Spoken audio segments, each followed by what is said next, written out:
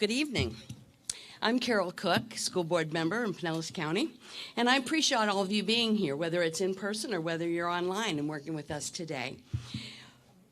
What we're going to be doing is gathering input from you and wanting to hear what you have about what you want and what we can do with Pinellas County schools. We want to hear about what you think we're doing well as what can we do to work on and improve. In a moment, I'm going to introduce the new superintendent, Mr. Kevin Hendricks. He is a graduate of Pinellas County Schools. He has also been a teacher, started in 1997. So he's been a teacher, a coach, a principal. He's also been a director, and most recently, he was the associate superintendent of teaching and learning services. During his interview, he said that he wanted to have listen and learn sessions. He wanted to hear from the people that we are serving, and he also wanted to hear from the constituents that are near and all of the stakeholders. And so we were quite happy to hear that, and obviously that might have been part of the decision as to why we hired him. I'm not real sure. But anyway, he wants to hear from him. So if you're a parent, a student, a staff member, a community partner, this is our opportunity to hear from you. As one opportunity to hear from you, and we want to get your feedback. Tonight, Mr. Hendricks will speak briefly on one area of student experience and school choice. Then, Mr. Hendricks, as well as I and many of the staff members, will kind of be around the room helping you share your information, share your thoughts, gather those information, and record it for us. And be able on a variety of areas. And we just want to hear you have a little chat and capture your thoughts. For those online, you'll see a link to a survey on your screen. So please fill that survey out tonight so that your information can also be incorporated into tonight's session. We really appreciate that. Once you've provided your feedback, you're welcome to leave and go home and enjoy the rest of the evening, or to stay and hear what other people are sharing. So that's your choice, and we hope that you are able to gain a lot of information. Again, thank you for participating tonight, and it is my pleasure to introduce to you our superintendent, Mr. Kevin Hendricks.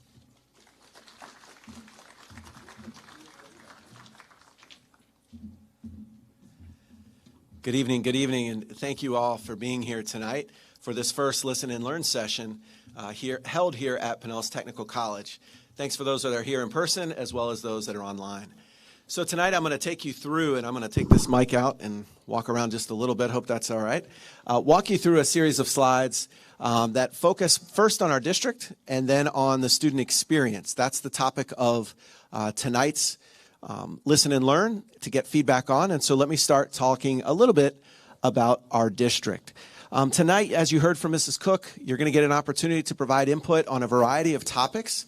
Some of those are things where we're just asking for you to rate us. For example, how are we doing with athletics? How are we doing with clubs? How's student behavior in the schools or in our district as a whole? And you'll simply take a little dot and you'll place it up on a chart and give us feedback. Some other areas are open-ended, like what would you like to see more of in a particular area? Or what are some areas that you think we need to continuously improve upon? So you'll have those chances here over the course of this evening.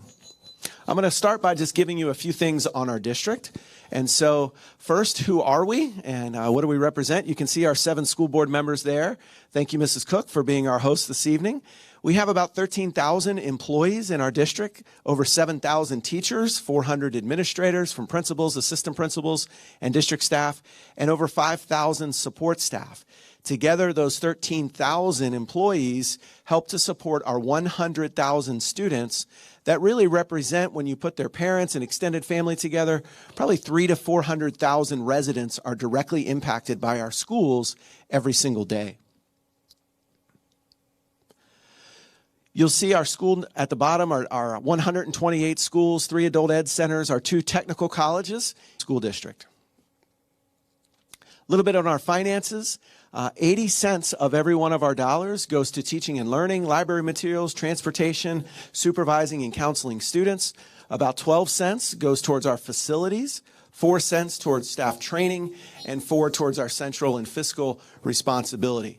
we have over a $1 billion budget between our capital outlay and our operating expenses. We're going to talk over the course of the next several months about our core values and what makes us a school district, but our vision for the school district is 100% student success. That's our ultimate goal, to have every single student in our district achieve their excellence, whatever that might be, whether it's in academics, in athletics, in the arts, whatever that might be.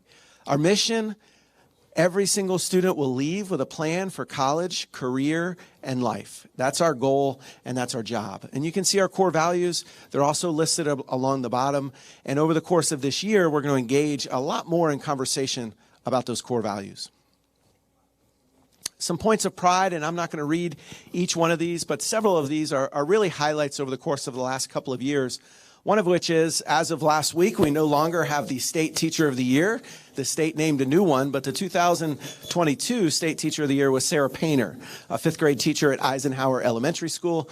She gave up that crown last Thursday night in a ceremony in Orlando, but continues to support all of our district schools and our teachers, motivating them. You can see a number of points of pride. One of those I want to point out is the distinction as Pinellas being a great district for great teachers by the National Council on Teacher Quality, a place where teachers want to work based on the professional learning that they receive, the support that they receive, and frankly, the support from the community.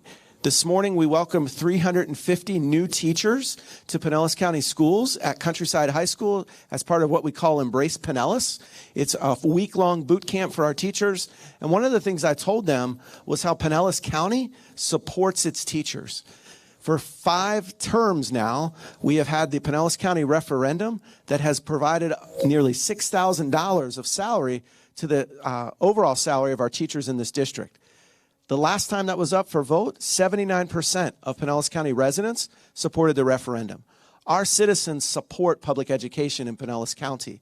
79% did so by placing a tax on themselves, and we're really proud of the support and vision they have for our school district.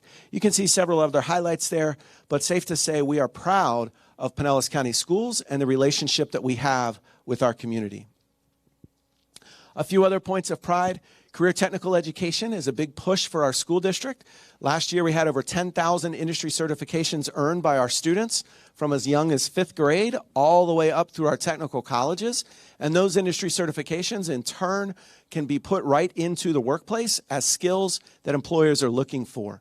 You can see that part of that is a summer internship program that we launched several years ago in partnership with our Pinellas Education Foundation called the Summer Career Acceleration Program, working with students who know that they're going to need to work when they leave high school and getting them job skills between their junior and senior years. Courses for Cash on the college side, really helping students get college credit while they're in high school. We have last year over 20,000 college courses completed on our campuses and online, saving parents over $12.5 million in tuition costs for those courses when they go to college. So every one of our high schools has dual enrollment on their college or on their high school campus from St. Petersburg College. They have Pinellas Technical College dual enrollment opportunities both at their campus as well as on our campuses here. And we have partnerships with USF and the University of Florida for students to earn dual enrollment credits. All of those are available to our students at every single one of our high schools.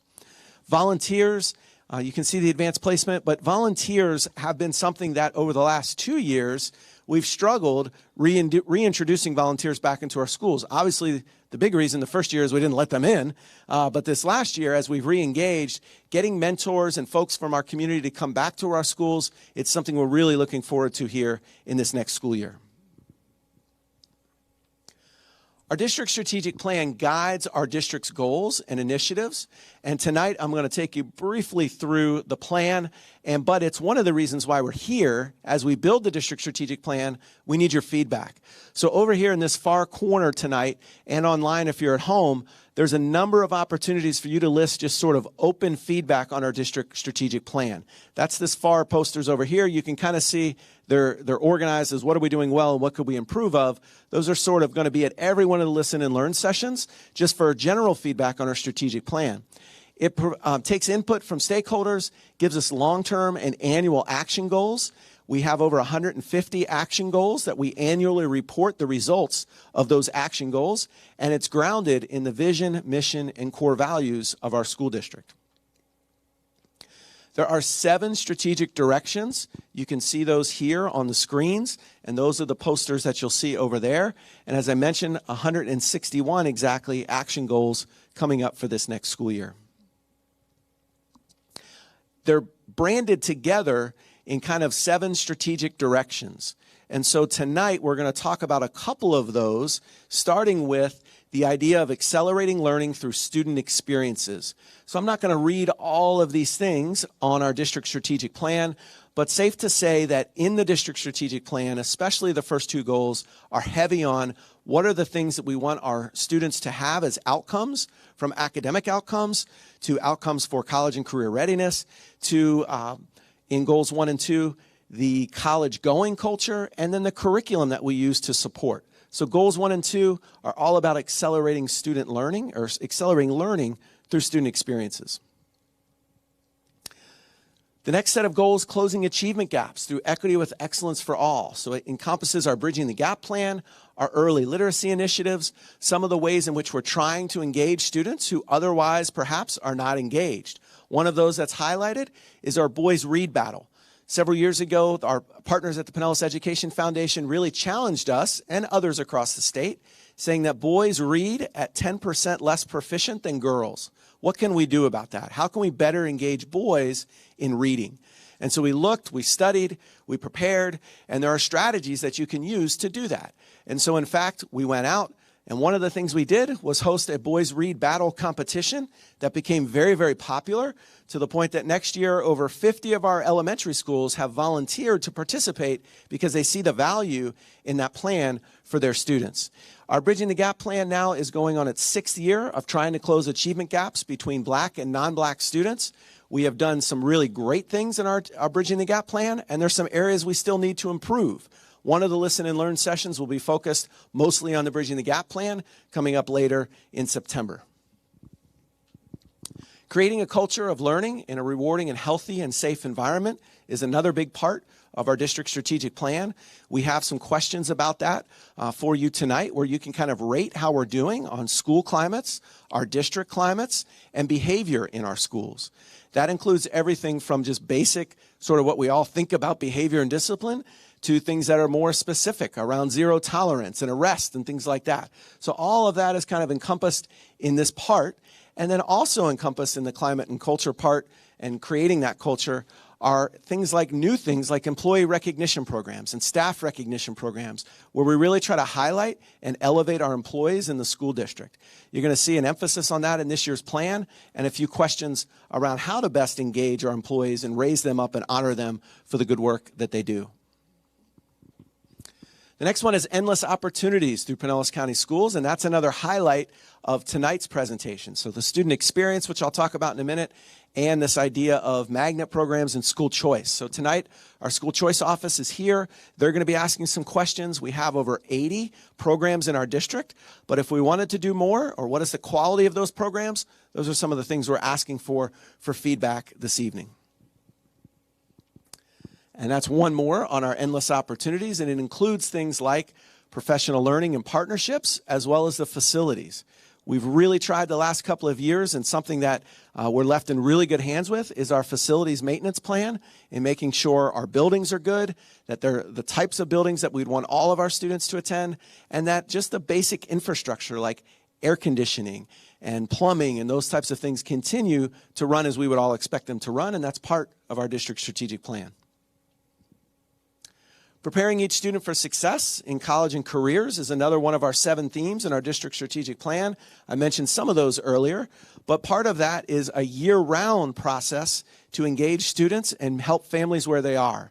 So from completing the federal financial aid applications to helping students with college tours. We just finished 3 weeks worth of seminars in the summer to help students prepare for college, essay writing, SAT prep, and even helping them with volunteer hours through a partnership with Beautify Pinellas to help students get those hours that they need in order to get ready for that Bright Future Scholarship. And then the last one is strategically deploying one-time federal resources. Over the course of the last 2 years, Pinellas County Schools and all school districts across the country have received federal resources in order to close achievement gaps and keep schools open during the beginning of the pandemic. So how do we use those resources? How do we show them transparently for the public and know that they're used for the purpose that they were designed? And so some of them were designed specifically to close reading gaps. Some of them were designed specifically to keep people employed if their jobs were not needed when schools were closed. Some of the funds were designed to look at infrastructure needs moving forward to improve health and wellness protocols. So we have that in our district strategic plan as well, and there's an opportunity to give feedback on that tonight as well. So the two big ones we want your feedback on tonight, student experiences and school choice. So let's talk about student experiences first. What a student does in the classroom. So over the course of the last 2 years, for better or worse, school districts have become really good at delivering curriculum online. There's great teachers that are out there across the world that we can tap into. We can show those videos of a great math teacher or a great English teacher or science teacher. We can have students engage in activities online. They can create products, submit them online, and teachers can even auto-score them and have them put right into their gradebook, which is fantastic. But why does a student need to come to school if I can get everything online? What are the reasons that I should come to a classroom? So if I were to ask everybody here and online, think about a teacher who you had that was a rock star, that you wanted to go to their class every single day. What are the things that created those conditions? You would say things like, they had high expectations. They were super engaging. I felt that what they were teaching mattered to me. It was relevant. I enjoyed being able to talk and engage with other people. I learned things there that I couldn't learn out of a textbook, right? You would give me this whole list. That's a focus of our school district for this year, is re-engaging our students, our families, and our staff in the idea that teachers have a specialty that you cannot get online. Teachers have a specialty that must be emphasized, and they must have the freedom to innovate and to bring that type of experience to students in our classrooms. So tonight, part of the feedback we're asking you for is, what are those experiences? Are they science experiments? Are they field trips? Is it different enrichment ideas? Are there other areas of study that we should be looking at that will engage students deeper? Let me go back one slide if we can. So what are those opportunities for enrichment? We're going to have up here opportunities for you to list what are those clubs, what are those ideas. You know, we've looked at things, certainly STEM clubs are very, very popular and our students like them, but we've investigated a lot of other things like esports. 3 or 4 years ago, esports, we would have said, why would we ask kids to come to school and game? That doesn't make any sense. But that's something that motivates children. There are careers in that. There's coding that goes behind that. There's opportunities for students to compete, to learn, to have to socialize in different ways. Yes, even online, but also in person. So that's something we've been looking at and seeing how we might do that. So those are things we're looking for your feedback on. And then extracurricular experiences. We've added a number of sports over the last couple of years, starting with lacrosse. We're adding bowling next year. We added flag football for boys and girls at middle school starting last year, and that'll be at all middle schools next year. Continuing to look for ways to engage students so that they're excited to come to school. Yes, there are students who never need that extra help to get to school, but most people are going to be more motivated when there's something there that has of high interest to them. And so that's what we're talking about when we say student experiences, in the classroom and out of the classroom. And so tonight, there's a list of opportunities, some examples and things that we've had success with in the past. I mentioned several of those. Field trips is a big one. Any student who's been through Pinellas County Schools in the last 25 years can likely tell you what their job was at Enterprise Village, because it was an experience that they remember. They had a financial literacy curriculum, they learned their role, they were engaged, and it meant something. They know that, they can remember that. And so why is that? Because it was an experience in learning that they could not get some other place. Right? So those are the types of things we want your feedback on. You see some here, and you're going to have an opportunity to give us some ideas. Some other things that we've talked about in the visual and performing arts, some student leadership councils. What are those ideas in the visual arts or in the performing arts? We have orchestra and strings in some of our schools, but not every single one. We have musical theater in some of our schools, but not every single one. And by the way, it's not fiscally responsible to put every single elective in every single school. You can't do that. You have to have some density and some efficiency in order to operate. But what are those things that are high motivators of student performance and the experience? So tonight we want to hear from you, especially around middle school. If there's one area in this latest set of school grades and student data releases that did not improve to the extent that we wanted it to, it was middle schools. And students in middle school, for a variety of reasons, from just the maturity of students going from age 11 to 14 in a setting, they need a curriculum that's more engaging. They need teachers to motivate them and to get them to perform at higher levels. They can do it. They can do it because we see them do it in elementary school and we see them do it in high school. So how do we get all of it out of them in middle school? So that's an area we'll be looking for feedback on tonight as well. Student experiences and then getting into choice. So I mentioned earlier 80 magnet and fundamental career programs, 51 schools with one or more district application programs, and a quarter of our school district attends a district application program. You can see some of the study areas there, the arts, STEM, journalism, and more. I'm going to run through quickly some timelines, and Ellen Truskowski and Student Assignment is here if you have questions about this tonight. But just in general, we start with highlighting our neighborhood schools. Our goal is to have every one of our neighborhood schools be your top choice. We want it to be so good that the school in your neighborhood is your top choice. And so we'll highlight those first in October. Then we'll go into our district application programs, our fairs, our discovery nights, and then eventually our actual choices, which come up in January and February.